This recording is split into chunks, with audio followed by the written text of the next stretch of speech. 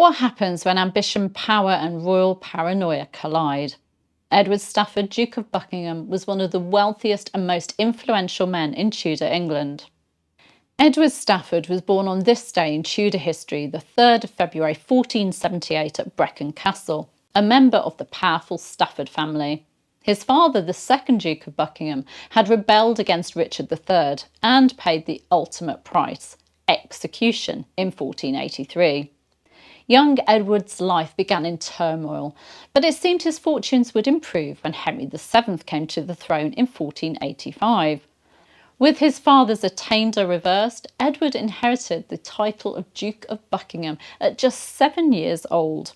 Under the watchful eye of Lady Margaret Beaufort, Henry VII's formidable mother, Edward received an elite education and was groomed for a life of loyalty to the crown. Buckingham's life was one of privilege and prestige. He was deeply connected to Tudor royalty. His mother was Catherine Woodville, sister to Queen Elizabeth Woodville, making him a cousin of Elizabeth of York, Henry VII's queen consort.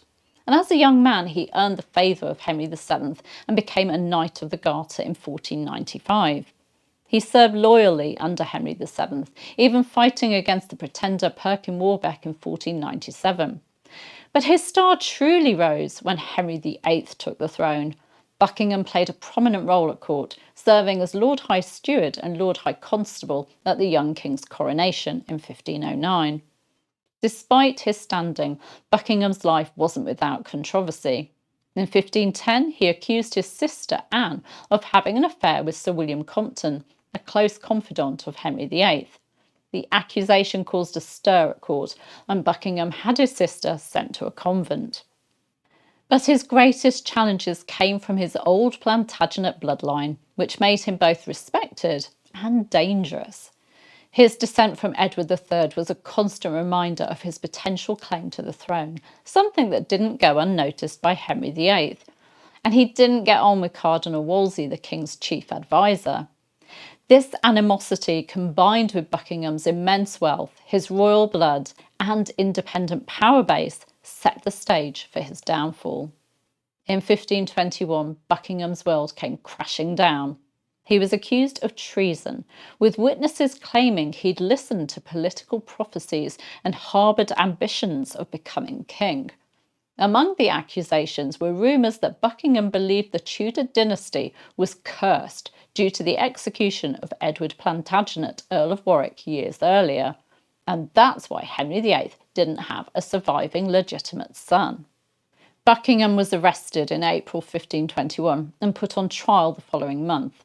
According to historian John Guy, the evidence against him was flimsy and based on hearsay, with Henry VIII personally coaching witnesses and even forcing information out of the Duke's confessor and thereby breaking the seal of the confessional. Buckingham protested the unfairness of the trial, but his fate was already sealed. On the 16th of May 1521, he was found guilty of treason and sentenced to death. On the 17th of May 1521, Edward Stafford, Duke of Buckingham, was executed by beheading on Tower Hill. His death sent shockwaves through the nobility, as it demonstrated the lengths Henry VIII would go to maintain control. Buckingham's lands and titles were confiscated, and his children were barred from inheriting his legacy. Buckingham's story isn't just about one man's rise and fall, it's a cautionary tale of what happens when power meets paranoia. John Guy noted that this case taught Henry VIII how to manipulate the law to achieve his goals, setting a dangerous precedent. Others would suffer from trumped-up charges and rigged trials in his reign. This was just the beginning. Edward Stafford, Duke of Buckingham, lived a life filled with privilege, influence and ambition, but it ended in tragedy.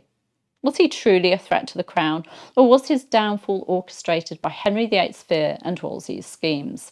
Let me know your thoughts on Buckingham's story in the comments. And if you enjoyed uncovering this Tudor scandal, don't forget to like, subscribe and hit the notification bell for more deep dives into Tudor history. I'll see you next time. Bye bye.